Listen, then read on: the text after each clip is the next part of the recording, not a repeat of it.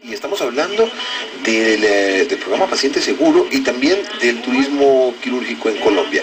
Estamos hablando en este momento de esa parte, del tiempo que se debe tener de recuperación en un paciente que está precisamente en esa posición del turismo quirúrgico, que viene a Colombia a hacerse algún procedimiento quirúrgico estético. Ya hablamos de la parte de la cara. Sigamos con el resto del cuerpo. ¿Qué tiempo se debe esperar? Bueno, la cirugía de senos, hay básicamente tres opciones: el aumento mamario, la reducción mamaria o el levantamiento de los senos. En esta cirugía el tiempo es un poco mayor cuando es el caso de los implantes mamarios, porque normalmente el proceso inflamatorio y el proceso de cicatrización es un poco más lento.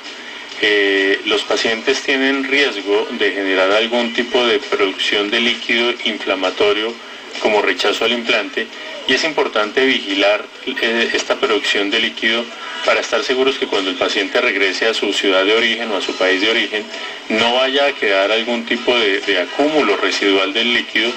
Este líquido normalmente el cuerpo lo absorbe o, en el peor de los casos, busca por dónde salir, lo hace a través de la herida.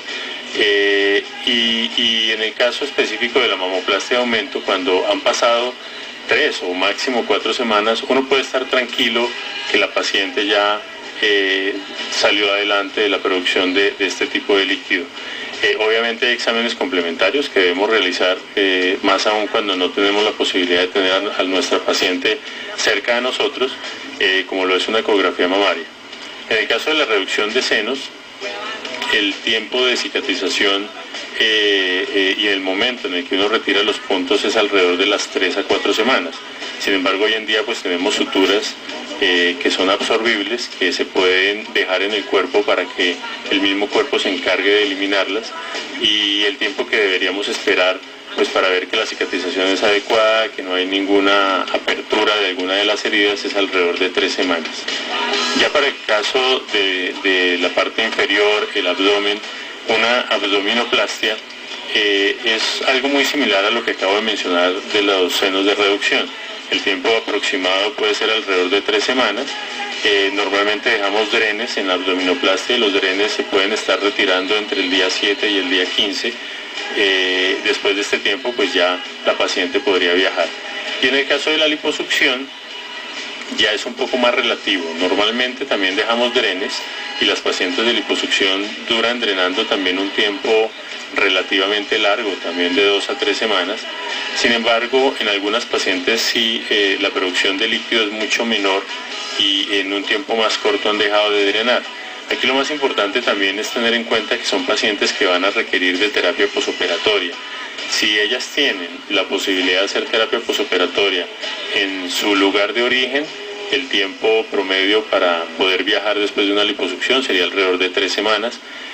Si no tienen definitivamente el lugar en donde realizarse la terapia, pues no debe ser menor a 4 semanas para alcanzar a completar aquí la terapia básica. Amalia tiene pregunta en la ciudad de Medellín. 339, Amalia. Eduardo, me interesaría preguntarle al doctor sobre todo sobre los riesgos de la cirugía de senos, porque uno escucha pues muchas veces de niñas de pronto muy pequeñas que se hacen la cirugía y luego pues con el crecimiento tienen algunos problemas, o bien una persona adulta que tiene problemas con la prótesis luego de algún tiempo. ¿Qué riesgos pueden tener? Y la mayoría de ellos, ¿por qué se dan? Por ejemplo, que se les explota una prótesis, ese tipo de cosas que no son tan comunes, ¿por qué se dan en algunas personas? Bueno, voy a empezar con lo último que mencionaste. Es muy importante saber que los vuelos comerciales se hacen en aviones despresurizados. Por tal razón es imposible que una prótesis se rompa. Y esto es un tabú que existe. Muchas personas piensan que se pueden romper los implantes.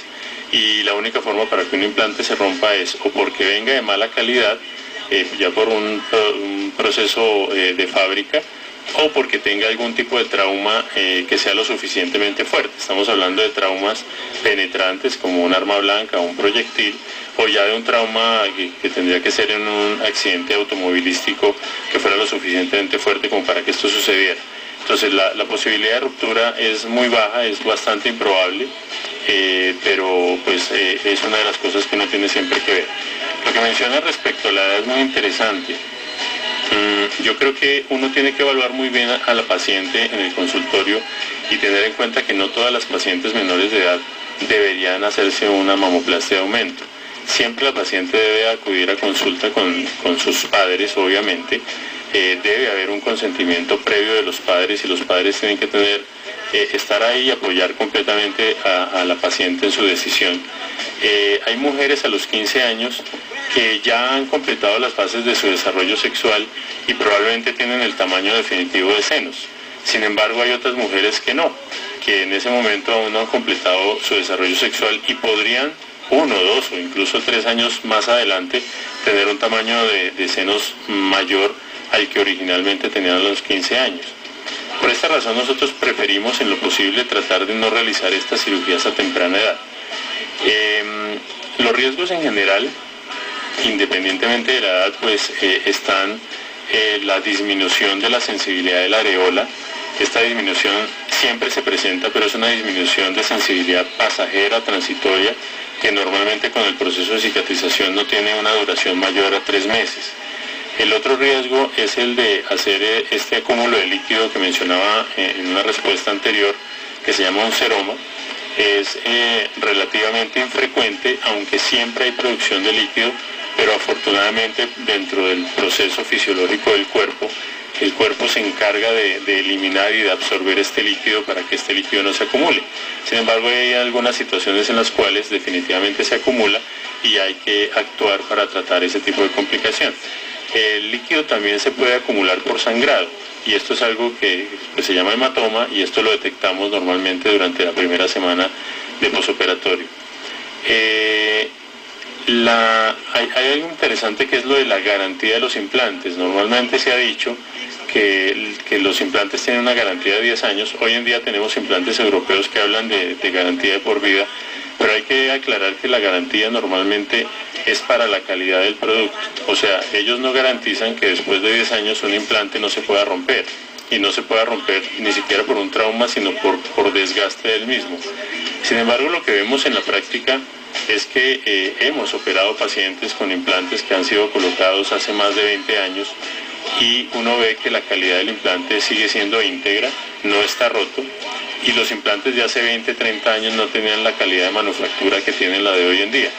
Entonces, realmente no existe una indicación para pensar en que se tienen que cambiar los implantes a los 10 años, salvo haya algún problema con el implante, que el implante esté roto, que haya una contractura capsular, que es el endurecimiento del implante por un proceso inflamatorio alrededor del mismo, o ya por deseo de la paciente, porque quiere disminuir el tamaño de sus senos, ya le parece que están muy grandes como estaban, o por el contrario quiere que sean un poco mayores, o finalmente por el paso del tiempo ya los senos pues han perdido la posición original de la cirugía y la paciente pues desea nuevamente reposicionarlos y que sus senos sean nuevamente bonitos.